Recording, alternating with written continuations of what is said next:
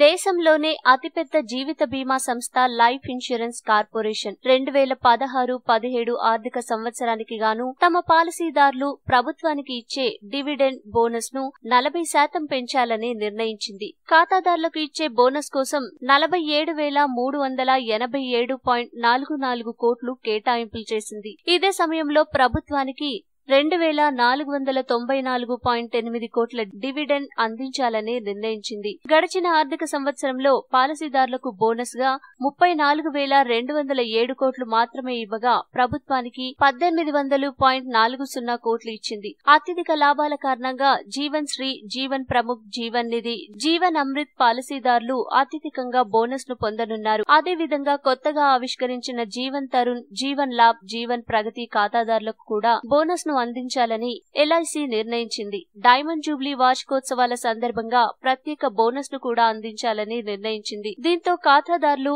5 నుంచి 60 వేల వరకు తమ పాలసీలపై బోనస్ పొందే అవకాశం ఉంది. ఇటీవల ఎల్ఐసి సాధించిన ఘనత ఇలా ఉంది.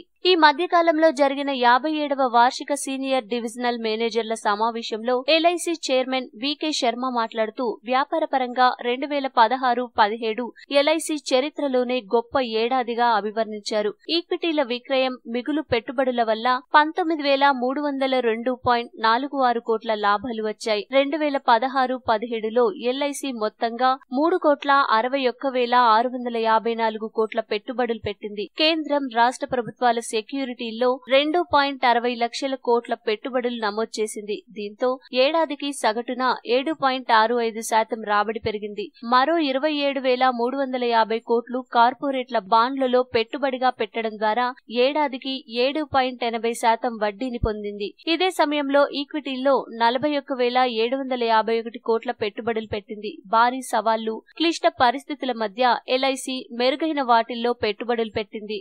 2016-17లో భారత జీడీపీ 7.1% వృద్ధి నమోదు చేసుకోగా ఇంత క్రితం ఆర్థిక సంవత్సరంలో ఇది 7.6%గా ఉంది. ఎల్ఐసి ఖాతాదారులను చేరడానికి అత్యున్నత ముందస్తు చర్యలు తీసుకుంది. ముఖ్యంగా యువత, మాస్ జనాలను ఆకర్షించడానికి కొన్ని ప్రత్యేక ప్రాజెక్టులపై దృష్టి పెట్టింది. ఇందుకోసం వేగవంతమైన డిజిటల్ ట్రాన్స్ఫర్మేషన్ కార్యాలయాలు ఏర్పాటు చేసింది. ఎల్ఐసి ప్రధానంగా 2 సెగ్మెంట్లపై దృష్టి కేంద్రీకరించింది. కొత్త పాలసీదారులు, అధిక ఆదాయం కలిగిన యువతను లక్ష్యంగా చేసుకుందని శర్మ తన రిపోర్ట్లో పేర్కొన్నారు.